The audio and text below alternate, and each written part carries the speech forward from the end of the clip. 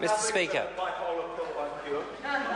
Order. I call the honourable member Russell Norman. Thank you, Mr Speaker. I rise on behalf of the Green Party to speak to the New Zealand Superannuation and Retirement Income Amendment Bill. Mr Speaker, I think it's important to traverse briefly the history of the NZ Super Fund. The NZ Super Fund was established by the Clark-Cullen government in order to basically prepay or put some money aside to pay for the part of the cost of superannuation for the baby boomers as they went through their older years when they needed support from the taxpayer in the form of superannuation. What this fund did effectively was take some of the surpluses that were generated during the 9 years of that government from 1999 to 2008 and put them aside as savings on behalf of the people of New Zealand. It's important to note that the current government opposed every attempt to put money aside in order to pay for those future bills. So the National Party at the time said that those surpluses, which were generated during those years, shouldn't be used to pay down debt or to put money aside to save for the future, but rather should be given away as tax cuts. And the current Prime Minister, John Key, and the current Finance Minister, Bill English, are on the record as saying during those years that the surpluses that were generated by those 3 terms of this Parliament from 1999 to 2008, that those surpluses should be given away as tax cuts to upper income earners rather than saved or put away in the form of the New Zealand Super Fund. And of course the National Party was entirely wrong. And got it entirely wrong with regard to savings. And it's a simple fact that the parties that are now in opposition, the Greens, New Zealand First and Labor, supported budgets that enabled those monies to be put aside. So even though the National Party now prides itself apparently on being fiscal conservatives, in fact it is the exact opposite. And the reality is the exact opposite as it is portrayed by the current government. The current government is consistent in one thing, and that is that they wanted to give away money for tax cuts to the very upper end, and so they opposed putting away money in the New Zealand Super Fund. They opposed paying down government debt when they were in opposition, and now that they're in government they run very large deficits and have built up $50 billion plus of government debt. So the National Party have been very consistent all through these 15 years in wanting more debt on the taxpayer and bigger tax cuts for upper income earners. That has been their consistent position. It should also be said that even though the Green Party supports the New Zealand Super Fund, we don't support this bill. And we don't support this bill fundamentally because what this bill does is give the New Zealand Super Fund more flexibility to invest and maximise returns through the use of fund investment vehicles. And fund investment vehicles will enable the greater use of tax havens for tax efficiency. And the Green Party takes the view, and has consistently taken the view, that it is the use of tax havens internationally that have undermined the ability of governments around the world to raise the taxes that they need to pay for the things that we all value.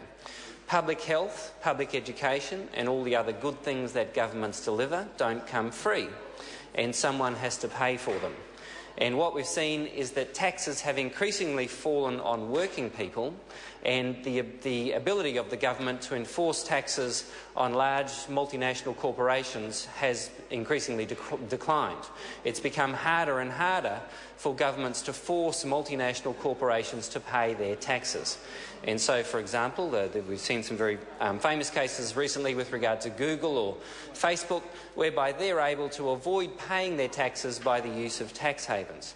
Now, unfortunately, what this bill does is enable the New Zealand Super Fund to avail itself of the use of tax havens more than it does currently, and for that reason the Green Party won't be supporting this bill. It seems to us that a government fund like this, a sovereign wealth fund, should be setting an example rather than undermining. It should be setting an example that it obeys tax laws, that it pays its taxes, it doesn't use tax avoidance measures such as are enabled by this bill in order to avoid paying its taxes. Because if sovereign wealth funds like the New Zealand Super Fund use these kind of fund investment vehicles in order to avoid paying taxes, then it makes it very difficult then for governments to go to large multinationals like Google and Facebook and say to them, we want you to stop using tax havens to avoid paying your share of taxes. Because we know that when the large multinationals like Google and Facebook and all the rest avoid paying their taxes, it is ordinary working people that end up having to pay more tax in order to fund the things that we all want, and those things like public health and public education. Tax, as they say, is the price to live in a civilised society.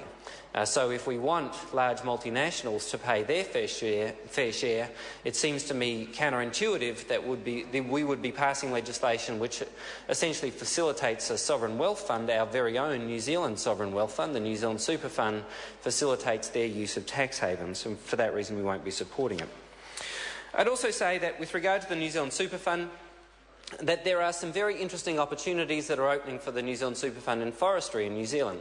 The New Zealand Super Fund has become a large player in the New Zealand forestry sector, and it is one of the strategic objectives of the Green Party and I know also of the Labor Party to have more value add within the forestry sector.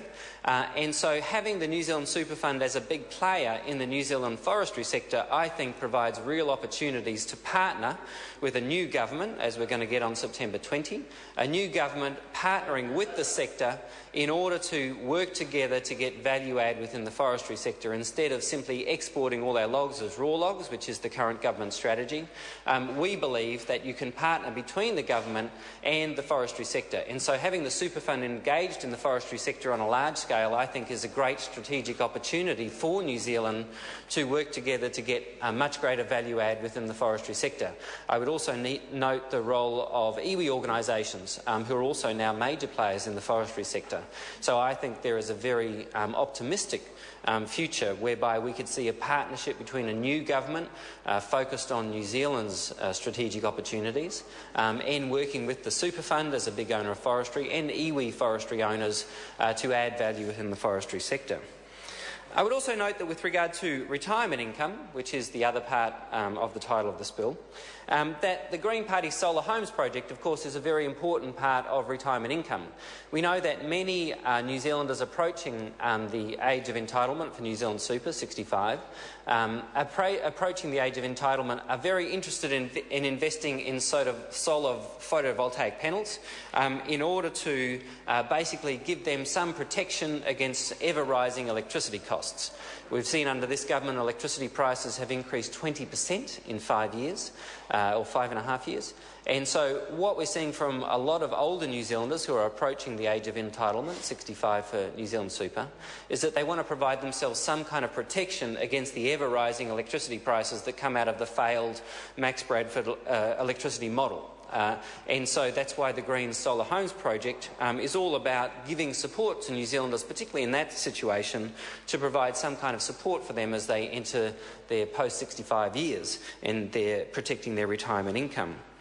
I would also note that for a lot of New Zealanders, in terms of retirement income, owning their own home is a very important part of that. So if you own your own home, you're in a much stronger position in post-65, post your 65th year. If you own your own home, you're in a much stronger position than if you're still in the rental market.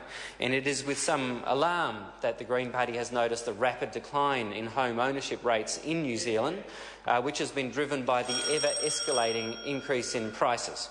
Now, of course, that increase in prices has been driven by the fact that we don't have a capital gains tax, excluding the family home.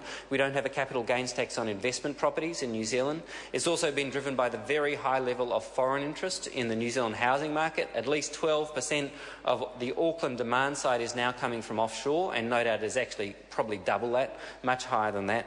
And that's driving prices out of the reach of ordinary people. And the result of that is that ordinary working people are struggling to be able to afford to buy their own home. So as they approach retirement, they find themselves, and this is going to happen further down the track, more and more people will find themselves not owning their own home as they enter retirement, and that puts them in a more vulnerable position. That's why the Green Party and others have been supporting proposals to make housing more affordable, so that ordinary people like New Zealanders who are not of millionaires like many in the National Party, but are just people who make their contribution and work for a living, that they can afford to buy a home and their families can afford to buy a home. We need to make sure that housing is once again within the reach of working New Zealanders. And so that's part of protecting the retirement income of New Zealanders, is making sure that home ownership once more becomes affordable for New Zealanders, electricity is affordable for New Zealanders, and I think it's very important we deal with the tax havens so it's not middle New Zealand that has to pay all the taxes, but multinational corporations pay their share as well. Thank you, Mr. Speaker. I call the honourable member Maggie Barron. Thank you, Mr. Speaker.